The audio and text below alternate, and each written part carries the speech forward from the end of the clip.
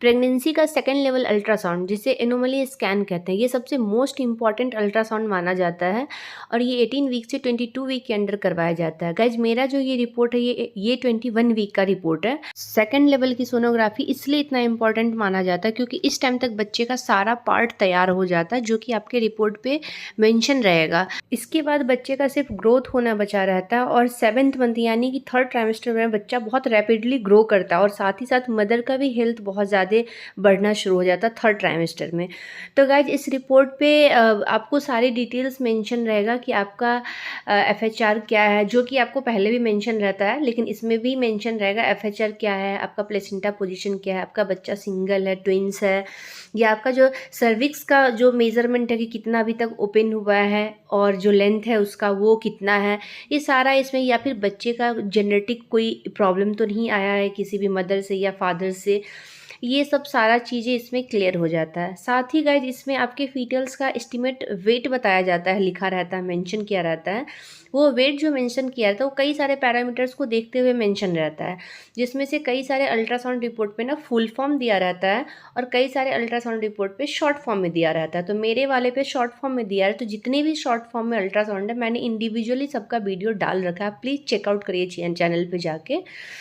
Guys इन्हीं सब के मेजरमेंट के अकॉर्डिंग बच्चे का वेट बताया जाता है। तो एक जिसमें से पहला मेजरमेंट होता है BPD, बायपेरिएटल डायमीटर। और गाइज इस BPD के थ्रू जो बच्चे का मेज़र किया जाता है वो बच्चे का हेड का मेजरमेंट किया जाता है, लेकिन हेड का बिल्कुल राउंड वाला सर्कल वाला मेजरमेंट नहीं किया जाता है।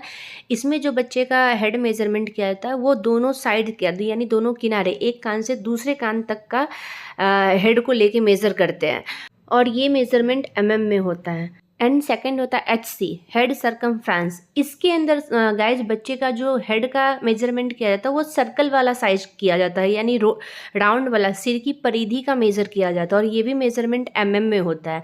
एंड थर्ड जो आपको दिया है वो दिया है AC, एब्डोमिनल सरकमफ्रेंस। इसके अंदर जो बच्चे का मेजरमेंट किया जाता है वो फीटल्स का, वो पेट का पेट की गोलाई को मापा जाता है और ये AC भी जो होता है ये में ही होता है। एंड फोर्थ जो है गाइज वो है FL, फीमरल लेंथ। फीमरल लेंथ जो होता है इसके अंदर जो बच्चे का मेज़र किया जाता है, बच्चे की जांघ की हड्डी की लंबाई मेज़र किया जाता है। यह एक ऐसा मेजरमेंट है जो बच्चे की सबसे बड़ी हड्डी की लेंथ को मापता है और ये और BPD ये दोनों सबसे मोस्ट इम्पॉर्टेंट मेजरमेंट माना जाता है और ये भी मेजरमेंट में होता है। फिफ्थ, टीबिया या टीबियल इसको कहते हैं। इसमें जो बच्चे का मेज़र किया जाता है वो नी से लेके एंकल तक का, यानी कि घुटने से लेके और एंकल तक के पार्ट का मेज़र किया जाता है टीबियल के अंदर, यानी पिंडली वाला पार्ट का मेज़रमेंट होता है, ये भी में होता है। एंड जो गाइज सिक्स्थ है वो होता है ह्यूमरल, या इसे ह्यूमरस भी कहते हैं, ह्यूमरस लेंथ। इसके अंदर बच्चे का कंधे से कोहनी तक का हड्डी को मापा जाता है, यानी शोल्डर से एल्बो तक की हड्डी का मेज़र किया जाता है और ये भी में ही होता है। एंड गाइज जो लास्ट होता है वो होता है उलना या उलन। इसमें जो मेज़र किया जाता है वो बच्चे का एल्बो से रिस्ट तक, यानी कि कोहनी से आपका कलाई तक की हड्डी को मेज़र किया जाता है।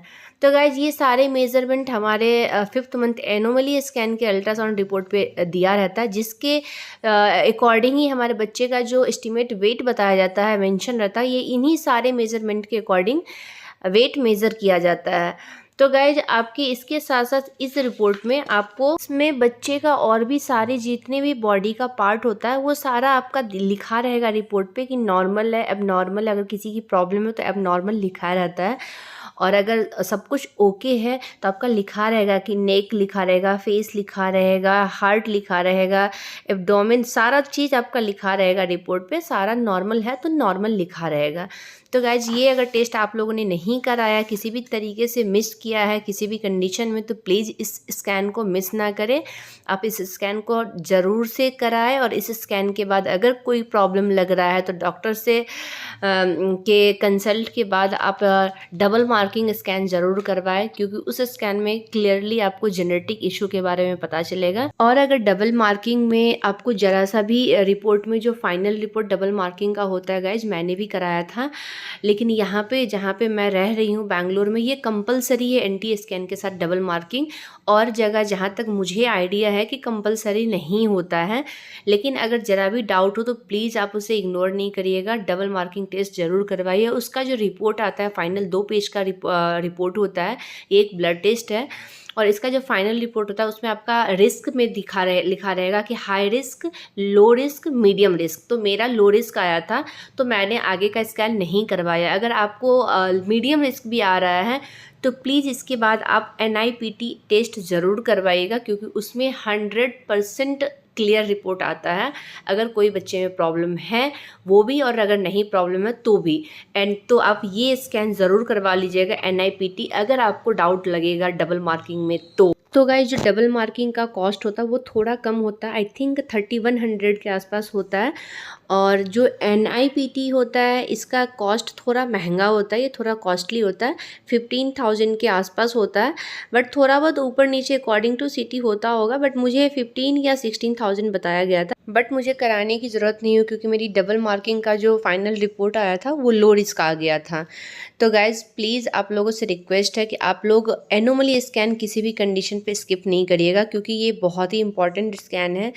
और आपको इसके बाद जो भी अगर कोई भी बच्चे में खुदा ना खास्ते अगर कोई प्रॉब्लम है तो इसके बाद आपका कोई ऑप्शन नहीं होता है अबॉर्शन का, क्योंकि इसके बाद हमारी जो कंट्री का लॉ है वो आपका 5th महीने के यानी 20 वीक के बाद आप अबॉर्शन नहीं करवा सकते हो। उसका बहुत लंबा प्रोसेस होता है, आपको 2 डॉक्टर से वो साइन करवाना पड़ेगा, फिर जाके मतलब अबॉर्शन का प्रोसेस शुरू होगा। तो बहुत लंबा प्रोसेस है, प्लीज़ आप लोग ये स्कैन इसके किसी भी कंडीशन में मत करिए। और एनोमली स्कैन में जो EDD डेट होता है, एक्सपेक्टिंग डिलीवरी डेट, वो और NT स्कैन में जो एक्सपेक्टिंग डिलीवरी डेट होता है, उन दोनों डेट में थोड़ा बहुत डिफ्रेंशिएट 2-3 दिन का आ सकता है, क्योंकि बच्चे के ग्रोथ के अकॉर्डिंग EDD डेट चेंज हो जाता है। तो गाइज जो डॉक्टर कंसीडर करती है EDD डेट, वो NT स्कैन वाला EDD डेट को कंसीडर करती है, एनोमली स्कैन का EDD डेट कंसीडर नहीं करती है, क्योंकि बच्चे के ग्रोथ के अकॉर्डिंग 2-3 दिन का डिफ्रेंशिएट आ जाता है। तो गाइज अगर ये वीडियो अच्छा लगे तो प्लीज़ चैनल को लाइक और सब्सक्राइब ज़रूर करिएगा। ऐसी इन्फॉर्मेटिव वीडियो के साथ मैं आप लोगों से जुड़ती रहूँगी। और आप लोगों को किसी भी अल्ट्रासाउंड से रिलेटेड कोई भी क्वेरी हो, कोई भी क्वेश्चन हो, तो आप प्लीज़ मुझे कमेंट करके पूछिएगा, मैं ज़रूर आपके कमेंट का रिस्पॉन्स लूँगी, रिप्लाई करूँगी।